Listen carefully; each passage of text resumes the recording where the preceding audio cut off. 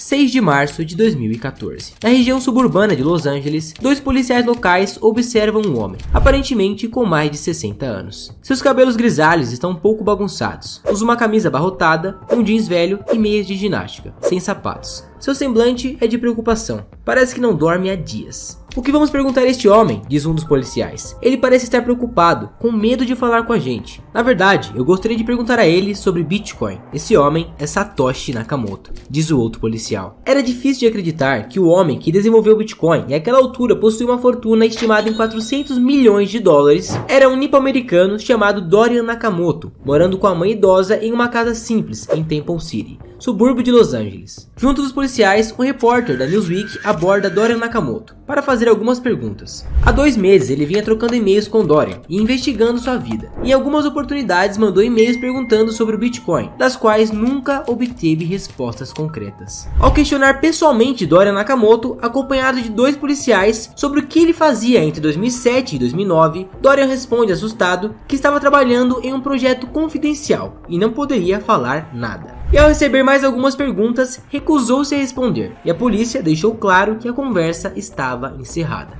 Naquele mesmo dia, a Newsweek publicou um artigo, cuja capa da revista estava escrito: "A face do Bitcoin, o homem misterioso por trás da criptomoeda". Em questão de horas, todos os veículos de imprensa estavam em frente à casa de Dorian Nakamoto. E o mundo supostamente conhecia a face do criador do Bitcoin. Definitivamente, a paz de Dorian Satoshi Nakamoto acabaria para sempre. O artigo expunha detalhes sobre sua vida pessoal e profissional, lugares onde trabalhou, formação acadêmica, hobbies, etc. A vida de Dorian Nakamoto virou um inferno da noite para o dia. Mas, um dia depois, algo improvável aconteceu. Uma conta de Satoshi Nakamoto, inativa há 5 anos, publicou em um fórum: "Eu não sou Dorian Nakamoto". Dorian Satoshi Nakamoto, apesar de ter o mesmo nome do criador do Bitcoin, não entendia nada de programação, e o projeto sigiloso no qual havia trabalhado entre 2007 e 2009 era para o Citibank. Não tinha nada a ver com Bitcoin. Mas por que Satoshi Nakamoto, o verdadeiro, cria uma moeda anti-governo e mantém sua identidade sob sigilo, e depois simplesmente some do mapa, sem dar mais nenhum vestígio de vida? Simples. Quando você cria uma moeda anti-governo, o governo se torna anti-você. Conheça agora a misteriosa história do Bitcoin. Você já imaginou você ganhar criptomoedas para você aprender sobre o mercado cripto e realizar pequenas tarefas? A Coinbase, a corretora de criptomoedas que patrocina o canal Negocializando, lançou a campanha #Aprenda e Ganhe Cripto. Para quem não conhece, a Coinbase é uma das maiores corretoras de criptomoedas do mundo, presente em mais de 100 países e com 100 milhões de usuários. Essa iniciativa da Coinbase no Brasil tem como objetivo educar o público sobre criptomoedas e a tecnologia blockchain. E como se já não bastasse você aprender de graça, você ainda ganha criptomoedas gratuitamente, apenas por assistir videoaulas e depois testar o seu conhecimento respondendo quizzes e completando as missões no app da Coinbase. Para participar é bem simples, basta clicar no primeiro link na descrição desse vídeo ou no comentário fixado. Criar a sua conta no aplicativo da Coinbase em poucos minutos e depois ver as atividades disponíveis nas missões do aplicativo. E se você comprar alguma cripto pela Coinbase e usar o código CRIPTO20, você ganha R$20 de cashback após comprar suas criptomoedas. Clique no link e faça sua conta para começar a ganhar criptomoedas agora mesmo. 15 de setembro de 2008. O Lehman Brothers, o 4º maior banco dos Estados Unidos, com quase 160 anos de existência, decreta falência. Esse dia marca o auge da crise financeira americana, cujos efeitos expandiram-se a nível global. Bolsas de valores do mundo todo despencaram, fazendo governos adotarem medidas para socorrer a economia. Isso tudo poderia ter sido evitado se as práticas irresponsáveis dos bancos, credoras, governo e principalmente do Fed, o Banco Central Americano, tivessem sido contidas antes de atingirem proporções catastróficas. Toda a catástrofe que aconteceu em 2008 não é apenas um caso isolado. Antes do século XX, somente a cada 50 anos uma grande crise acontecia. Porém, a partir do século XX, com a criação do Fed, as crises passaram a acontecer todas as décadas. Praticamente todo final de década temos alguma guerra ou alguma crise. Em 1913 tivemos a criação do Fed. Já em 1914 tivemos o início da Primeira Guerra Mundial. Em 1929 o mundo teve a pior crise da história, e desde então, em 39, tivemos o começo da Segunda Guerra Mundial. E em 1947, após 2 anos do término da Segunda Guerra, tivemos o começo da Guerra Fria, e na década de 50, a Guerra do Vietnã. Mais recentemente, no fim da década de 90, tivemos a crise das .com, e em 2008, a crise do subprime. No final de 2019, um vírus atinge toda a humanidade e passamos 3 anos em uma pandemia, que teve impacto global na economia. A cada crise que acontece, seja qual for o motivo, a inflação aumenta, a moeda desvaloriza e a confiança no sistema financeiro é abalada. A quebra do Lehman Brothers no dia 15 de setembro marcou o ponto alto da crise e 46 dias depois, no dia 31 de outubro de 2008, o Bitcoin marcaria o começo do fim do sistema monetário atual. O Bitcoin vinha sendo desenvolvido desde maio de 2007, em paralelo à crise, em completo sigilo. O primeiro vestígio do projeto foi em agosto de 2008, quando o domínio bitcoin.org foi criado anonimamente. Em 31 de outubro de 2008, um e-mail é enviado por Satoshi Nakamoto a um grupo de cypherpunks entusiastas de criptografia, contendo o white paper do Bitcoin. Esse grupo trocava e-mails sobre criptografia e softwares, e buscavam desenvolver uma moeda digital criptografada. O documento enviado por Satoshi descrevia todo o sistema do Bitcoin e como ele funcionava. Satoshi entrou em contato com um dos membros desse grupo, Hal Finney, e logo Hal passou a trabalhar junto com Satoshi, dando sugestões e resolvendo alguns bugs do Bitcoin. No dia 3 de janeiro de 2009, o primeiro bloco de Bitcoin é minerado, apelidado de bloco Gênesis, e junto com ele uma mensagem, que fazia menção a uma manchete do jornal britânico The Times. Chanceler prestes a fazer um segundo resgate aos bancos. A manchete era uma crítica velada ao atual sistema financeiro. 9 dias depois, no dia 12 de janeiro, a primeira transação com a criptomoeda é realizada, quando Satoshi envia 10 bitcoins a Hal Finney. No entanto, nesta data, o Bitcoin não tinha valor algum. Somente no final do ano de 2009 foi definido o primeiro preço do Bitcoin, quando um usuário da criptomoeda resolveu criar um site que permitia a compra e venda de Bitcoins. O pagamento era feito via PayPal, e os Bitcoins eram enviados alguns minutos após o pagamento. A primeira compra foi de 50 mil Bitcoins por $35, definindo assim o primeiro preço do Bitcoin em 0,0007 centavos por Bitcoin. Ao longo do ano de 2009, Satoshi foi bastante ativo em fóruns na internet, onde discutia melhorias para o Bitcoin e se comunicava com os entusiastas da moeda. Nesses fóruns, Bitcoins eram distribuídos aos milhares, como recompensa a perguntas e respostas postadas no site. Em dezembro de 2009, Satoshi Nakamoto criou o Bitcoin Talk, um fórum destinado a discussões sobre a criptomoeda. Embora Satoshi tenha entrado em contato com algumas pessoas via e-mail pelos fóruns, sua identidade jamais havia sido revelada. Nem mesmo Hal Finney, que trabalhou com Satoshi no aprimoramento do Bitcoin, sabia sua real identidade. Satoshi Nakamoto poderia ser um pseudônimo de uma pessoa, várias pessoas ou alguma entidade governamental. Com uma taxa de câmbio estabelecida, era questão de tempo até as pessoas usarem bitcoins para comprar coisas no mundo real. No dia 22 de maio de 2010, o programador Lazo Ranieri entrou para a história. Lazo fez uma publicação no fórum Bitcoin Talk, se dispondo a pagar 10 mil bitcoins por 2 pizzas. Poderia ser de qualquer sabor. Lazo citou os ingredientes que gostava e pediu para entregarem a pizza em sua casa, na Flórida, e que ficaria contente mesmo se recebesse uma pizza comum de mussarela. Seu pedido foi ignorado por 4 dias, até que um jovem da Califórnia, chamado Jeremy, resolveu atender ao pedido de Lazo e pediu 2 pizzas na Papa John's no valor de $41, pagou com seu cartão de débito e mandou entregar na casa de Lazo, que cumpriu com o combinado e enviou 10 mil bitcoins a Jeremy pelas 2 pizzas. Atualmente, 10 mil bitcoins equivalem a aproximadamente 650 milhões de dólares. Se você estiver pensando que Lazo foi extremamente burro de ter feito isso, lembre-se da teoria do caos, o famoso efeito borboleta. Se uma borboleta bate as asas em um lado do mundo, esse movimento poderia mudar todo o sistema do outro lado.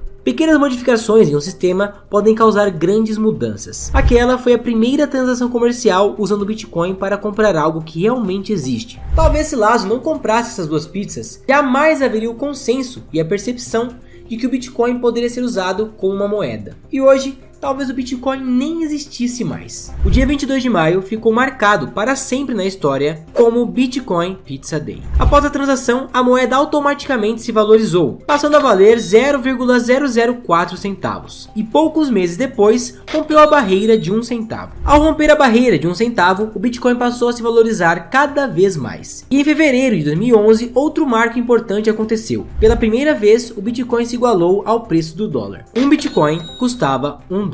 Tudo parecia caminhar bem para o Bitcoin. Em um ano, a primeira transferência era feita. No outro, o primeiro produto foi comprado. Em 2011, seu preço se iguala ao de uma das moedas mais fortes do planeta. No entanto, nem tudo são flores. Por ser uma moeda descentralizada não rastreável, os usuários poderiam fazer transações de forma totalmente anônima, de pessoa para pessoa.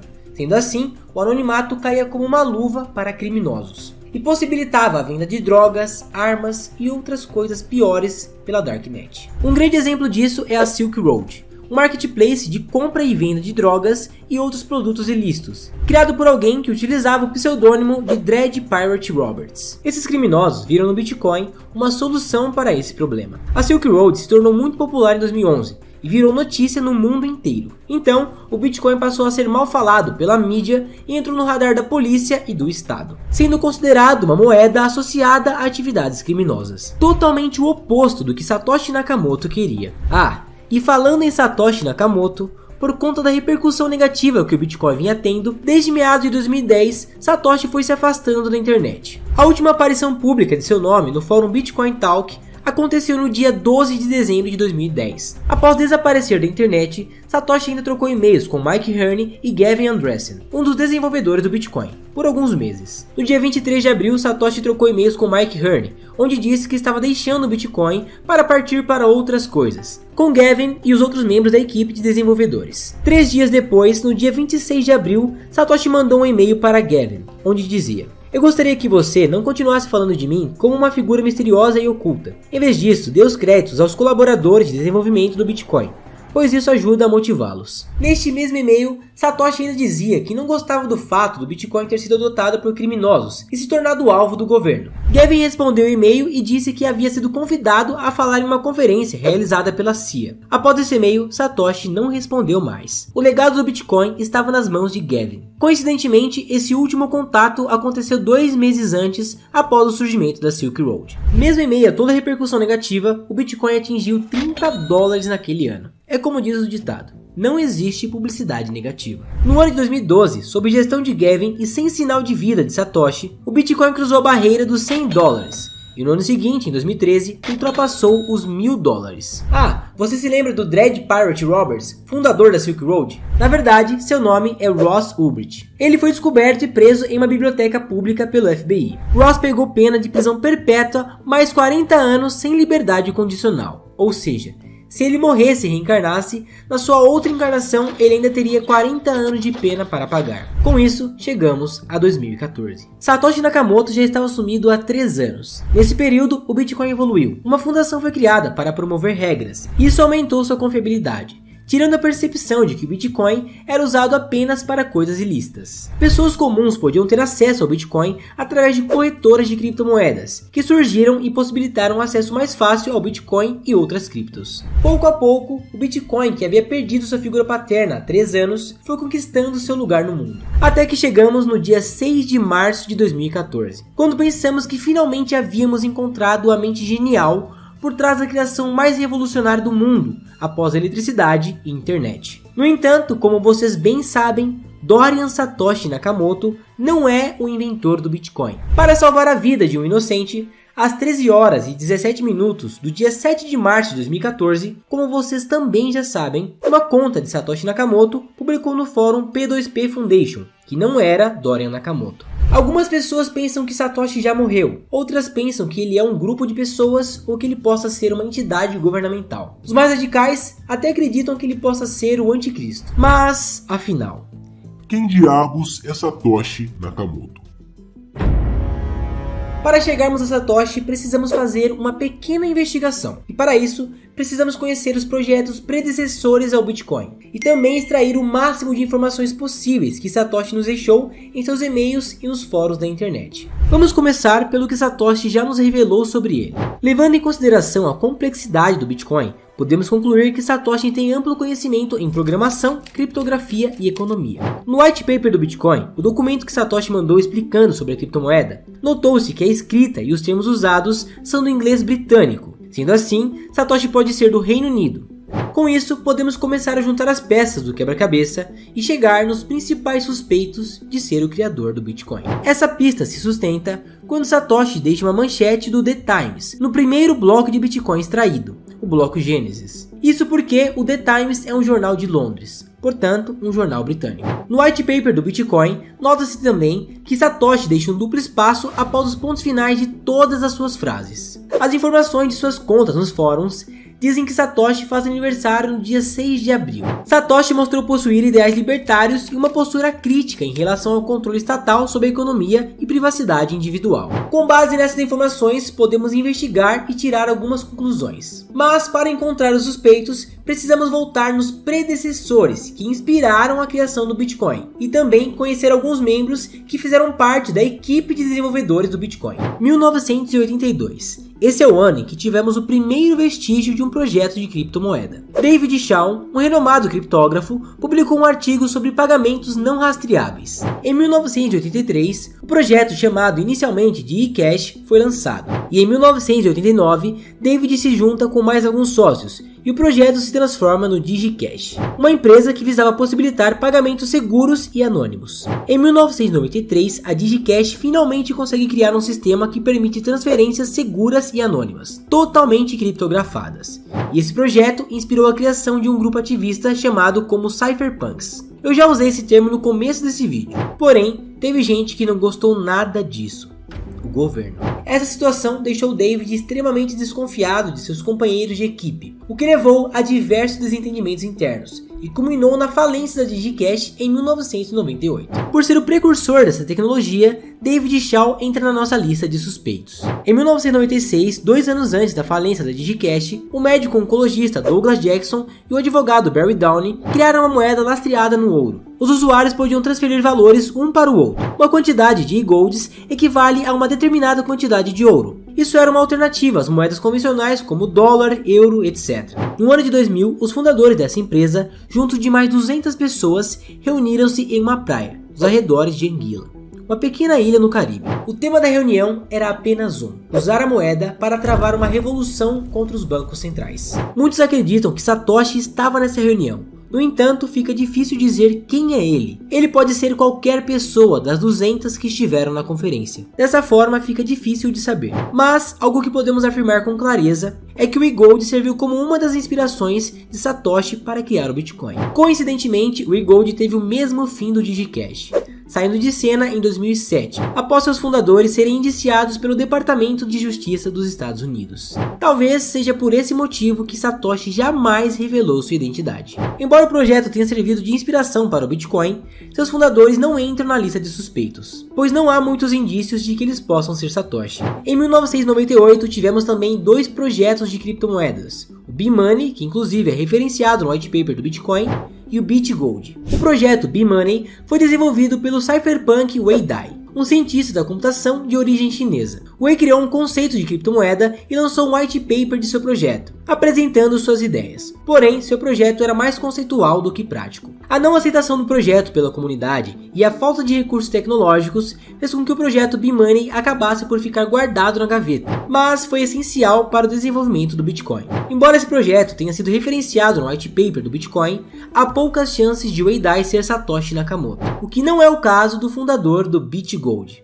Nick Szabo. Formado em ciências da computação, Nick esteve envolvido na equipe de desenvolvimento do DigiCash. Enquanto esteve na empresa, criou seu próprio protótipo de criptomoeda. O BitGold, também criado em 1998, era a ideia que mais se assemelhava ao Bitcoin. Embora a ideia seja parecida, Nick sequer foi referenciado no white paper do Bitcoin. E o BitGold não durou muito tempo, pois apresentava algumas falhas de segurança e também no processo de mineração da moeda. Por conta disso, o projeto não foi para frente. Mesmo o Nick não tendo sido citado no white paper do Bitcoin, ele entra na nossa lista de suspeitos. E vocês já vão entender o porquê. No ano de 2004, Hal Finney criou uma proposta baseada na ideia de Nick Szabo, conhecida como R-POW. Essa proposta solucionava um erro muito comum dos projetos de criptomoeda anteriores: o gasto duplo. Algo que Hal já estudava e vinha buscando solucionar desde 1993. Hal Finney também fazia parte do movimento Cypherpunk, e até a ascensão do Bitcoin em 2009 fez diversas contribuições para a comunidade. Em 2008, como vocês já sabem, Hal Finney foi a primeira pessoa a receber e-mails de Satoshi Nakamoto,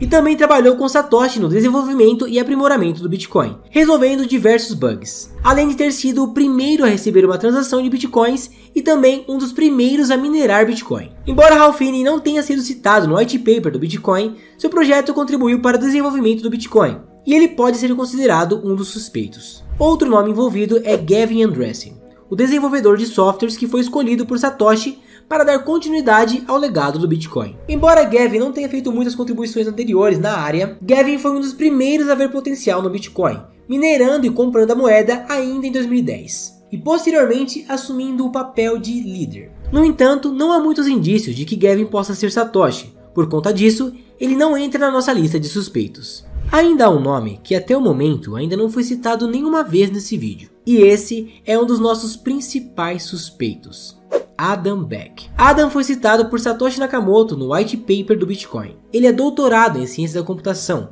tendo trabalhado em diversos projetos de criptografia, além de também ser um cypherpunk. Dentre todos os projetos que Adam trabalhou, o que mais se destacou e teve mais relevância na comunidade foi o Hashcash, projeto desenvolvido em 1997, que inspirou Satoshi Nakamoto na criação do Bitcoin e se tornou crucial na mineração de Bitcoins. Atualmente, Adam é CEO da Blockstream, uma empresa de tecnologia focada no desenvolvimento de infraestruturas e serviços relacionados ao Bitcoin. Agora que juntamos todas as peças, chegou a hora de montarmos o quebra-cabeça. A começar por David Chaum. Assim como Satoshi, David possui amplo conhecimento em programação, criptografia e economia. E também tem princípios libertários, assim como Satoshi Nakamoto. No entanto, David nasceu nos Estados Unidos, não tem sotaque e nem escreve em inglês britânico. E não há nenhum indício de que David escreve ou já tenha escrito usando duplo espaço após os pontos finais. E David não faz aniversário no dia 6 de abril. Embora isso não signifique muita coisa. Portanto, é improvável que David seja Satoshi Nakamoto. Nick Szabo. Nick possui amplo conhecimento em criptografia e criou um projeto muito parecido com o Bitcoin. Nick era um libertário nato. Seus pais lutaram na Revolução Húngara em 1956 contra o abuso de poder estatal. E Nick herdou os princípios de seus pais. Seus princípios libertários alinham-se com os de Satoshi Nakamoto. Além disso, Nick era muito ativo na internet e frequentemente falava sobre o BitGold, seu projeto. Porém, durante o lançamento do Bitcoin, Nick se ausentou da internet, o que nos deixa uma pulguinha atrás da orelha. Outro ponto é que o BitGold é muito semelhante ao Bitcoin, e Nick possui os direitos autorais do BitGold. No entanto, ele nunca entrou com nenhuma ação judicial contra o Bitcoin por isso. E, por incrível que pareça, Nick Szabo nasceu no dia 6 de abril, assim como Satoshi Nakamoto afirma em suas contas. E também possui as mesmas iniciais de Satoshi, só que ao contrário. Porém, Satoshi é um nome japonês, e no Japão, as pessoas são chamadas pelo segundo nome primeiro. Sendo assim, seria Szabo Nick, SN. Mesmas iniciais de Satoshi Nakamoto. Isso pode parecer loucura, mas antes de existir as carteiras de Bitcoin, para se fazer as transações de Bitcoin era necessário usar um endereço IP. E coincidentemente, Nick trabalhava na Califórnia, na época das transações. Satoshi revelou em uma conversa que seu endereço Bitcoin possuía suas iniciais, SN. E ao investigarem todos os suspeitos, o único que tinha essas iniciais era Nick Szabo. Porém, não fala inglês britânico e nem escreve. E também não tem costume de dar duplo espaço nas suas frases. Hal Finney. Hal possui conhecimento sobre programação e criptografia. A primeira pessoa a quem Satoshi falou sobre o Bitcoin foi Hal Finney, e a primeira transação foi para Hal Finney. Muitos acreditam que Satoshi pode ter enviado Bitcoins para si mesmo para testar se funcionava. Sendo assim, ele seria Hal Finney. Em 2009, Hal foi diagnosticado com esclerose lateral amiotrófica, a mesma doença de Stephen Hawking. Neste mesmo período, Satoshi diminuiu a quantidade de postagens nos fóruns. Hal Finney, assim como Satoshi, tinha princípios libertários e era contra o poder absoluto da máquina estatal. Mas não é do Reino Unido, e nem escrevia e falava com sotaque britânico. Hal Finney faleceu em 2014 em decorrência de sua doença e foi congelado criogenicamente, na esperança de um dia encontrarem a cura para sua doença e o ressuscitarem. Curiosamente, Hal morreu meses após a última publicação de Satoshi na internet. E uma coincidência muito grande é que Hal Finney morou por 10 anos na mesma rua de Dorian Satoshi Nakamoto. Muitos acreditam que por conhecer Dorian,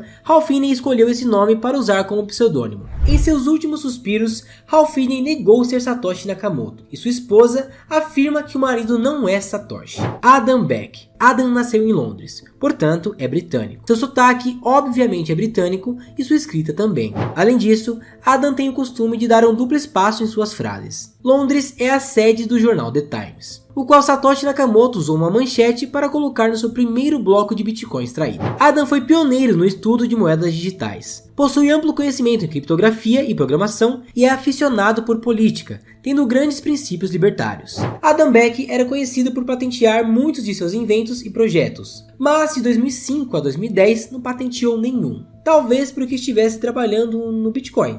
Quem sabe? Além disso, desde 2013, Adam começou a ser muito ativo nas comunidades de Bitcoin e falava com detalhes de diversos bugs do Bitcoin, algo que não era público e pouquíssimas pessoas tinham acesso. Muitos acreditam que Adam possa ser Satoshi, e muitas evidências apontam que sim. Outros acreditam que Adam conheceu Satoshi pessoalmente, por isso sabe tanto sobre o Bitcoin. Não dá para afirmar com clareza quais desses nomes citados é Satoshi Nakamoto. Nick Szabo tem diversas características de Satoshi. Hal Finney tinha características e até algumas coincidências. Adam Beck corresponde à maioria das características, mas não podemos afirmar com certeza. Um deles pode ser Satoshi, ou Satoshi pode ser outra pessoa totalmente aleatória, ou cada um deles podem ser uma engrenagem de uma máquina chamada Satoshi Nakamoto, partes de um corpo que, assim como Exódia de Yu-Gi-Oh!, juntos formam Satoshi Nakamoto. Satoshi Nakamoto pode ser Hal Finney ou Adam Beck, ou quem sabe pode ser eu, ou você que está assistindo esse vídeo. Alguns acreditam que ele é o Daniel Fraga, mas isso é assunto para outro vídeo. Não podemos afirmar quem é Satoshi Nakamoto, mas uma coisa que podemos ter certeza absoluta é que o Bitcoin é uma das invenções mais revolucionárias do século 21. Desde 2009, quando o primeiro bloco foi minerado, só se valoriza a cada dia que se passa. Ano após ano, mais pessoas conhecem o Bitcoin, mais empresas aceitam o Bitcoin e mais pessoas ficam milionárias investindo em Bitcoin. O Bitcoin poderá trazer liberdade em tempos difíceis, pois cada ação que tiramos do controle do governo enfraquece o Estado e fortalece o mercado. Deixe seu joinha caso tenha gostado do vídeo e inscreva-se no canal para me ajudar a bater 1 milhão de inscritos. E também não se esqueça de clicar no primeiro link da descrição para criar sua conta na Coinbase e investir em Bitcoin agora mesmo. Até o próximo vídeo.